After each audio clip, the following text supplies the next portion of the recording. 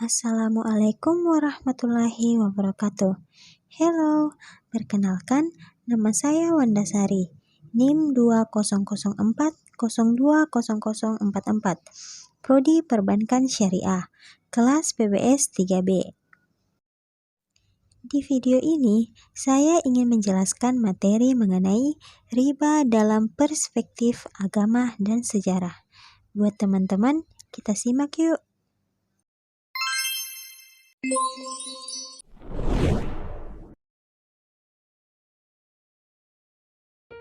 Riba secara bahasa bermakna siyodah.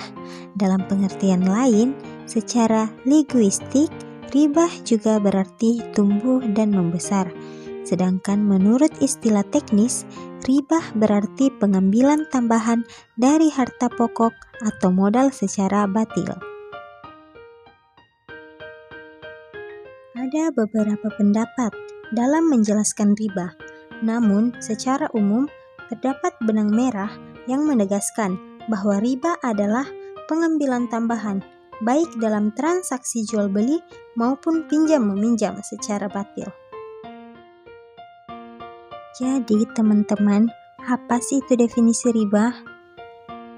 Riba utang piutang terbagi menjadi dua macam, yaitu riba qard dan riba jahiliyah.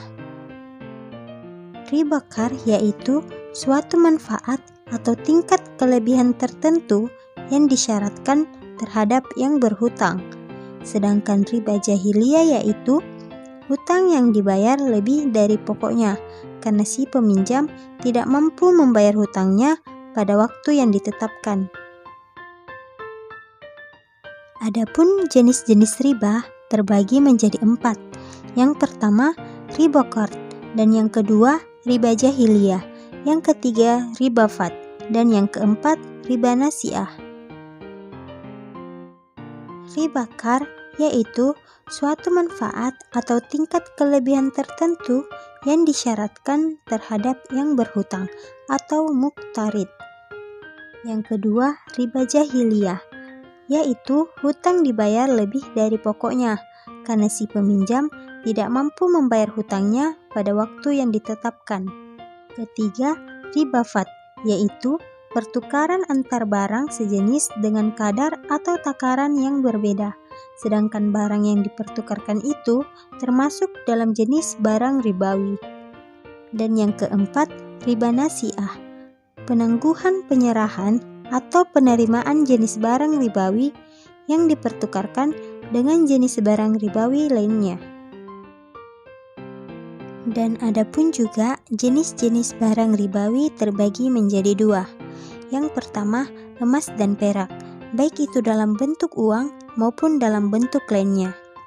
Dan yang kedua, bahan makanan pokok seperti beras, gandum, dan jagung, serta bahan makanan tambahan seperti sayur-sayuran dan buah-buahan. Materi selanjutnya, konsep riba dalam perspektif non-muslim. Masalah riba telah menjadi bahan bahasan kalangan Yahudi, Yunani, demikian juga Romawi. Kalangan Kristen dari masa ke masa juga mempunyai pandangan tersendiri mengenai riba. Maka sepantasnya bila kajian tentang riba pun melihat perspektif dari kalangan non-muslim tersebut, ada beberapa alasan mengapa pandangan dari kalangan non-muslim tersebut perlu pula dikaji. Pertama, agama Islam mengimani dan menghormati Nabi Ibrahim, Ishak, Musa, dan Isa. Nabi-nabi tersebut diimani juga oleh orang Yahudi dan Nasrani. Kedua, pemikiran kaum Yahudi dan Kristen perlu dikaji karena sangat banyak tulisan mengenai bunga yang dibuat para pemuka agama tersebut. Dan yang ketiga, pendapat orang-orang Yunani dan Romawi juga perlu diperhatikan karena mereka memberikan kontribusi yang besar pada peradaban manusia. Materi selanjutnya yaitu larangan riba dalam Al-Quran dan Sunnah. Umat Islam dilarang mengambil riba dan melibatkan diri dengan riba. keharamannya yang sudah jelas bersumber dari beberapa surat di Al-Quran dan hadis Rasulullah Shallallahu Alaihi Wasallam. Allah menghalalkan jual beli dan mengharamkan riba, dan setiap kegiatan usaha haruslah berdasarkan prinsip syariat dan kehati-hatian. Padahal Allah telah menghalalkan jual beli dan mengharamkan riba. Dari sinilah harus berhenti mengambil harta riba. Orang yang mengambil riba, maka orang itu adalah penghuni neraka. Materi selanjutnya yaitu alasan pembenaran pengambilan riba. Ada dua, yaitu pertama, darurat. Darurat adalah suatu keadaan emergensi di mana jika seseorang tidak segera melakukan tindakan dengan cepat akan membawanya ke jurang kehancuran atau kematian. Dan yang kedua, berlipat ganda. Ada pendapat bahwa bunga hanya dikategorikan riba bila sudah berlipat ganda dan memberatkan, sedangkan bila kecil dan wajar-wajar saja dibenarkan. Materi selanjutnya yaitu perbedaan antara investasi dan membungakan uang.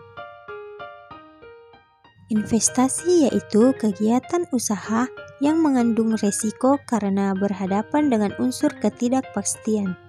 Sedangkan membungakan uang yaitu kegiatan usaha yang kurang mengandung resiko karena perolehan kembaliannya berupa bunga yang relatif pasti dan tetap.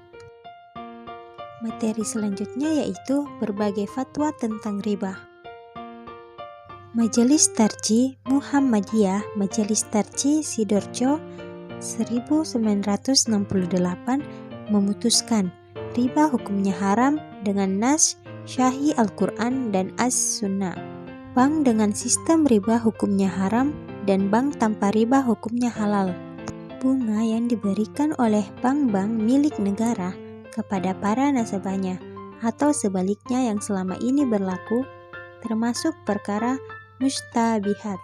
Menyarankan kepada PP Muhammadiyah untuk mengusahakan terwujudnya konsepsi sistem perekonomian, khususnya lembaga perbankan yang sesuai dengan kaidah Islam.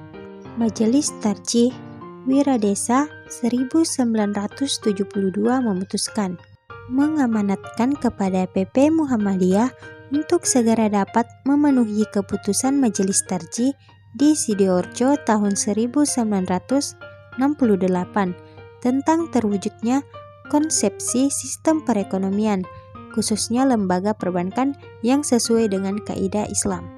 Mendesak Majelis Tarjih PP Muhammadiyah untuk dapat mengajukan konsepsi tersebut dalam muktamar yang akan datang.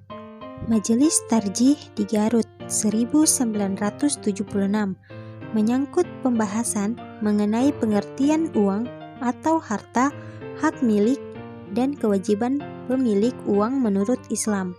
Majelis Tarjih di Malang 1989 memutuskan bahwa koperasi simpan pinjam hukumnya adalah mubah karena tambahan pembayaran pada koperasi simpan pinjam bukan termasuk riba. Materi selanjutnya dampak negatif riba. Riba memberikan dampak negatif bagi akhlak dan jiwa pelakunya. Jika diperhatikan, maka kita akan menemukan bahwa mereka yang berinteraksi dengan riba adalah individu yang secara alami memiliki sifat kikir, dada yang sempit, berhati keras, menyembah harta, tamak akan kemewahan dunia dan sifat-sifat hina lainnya.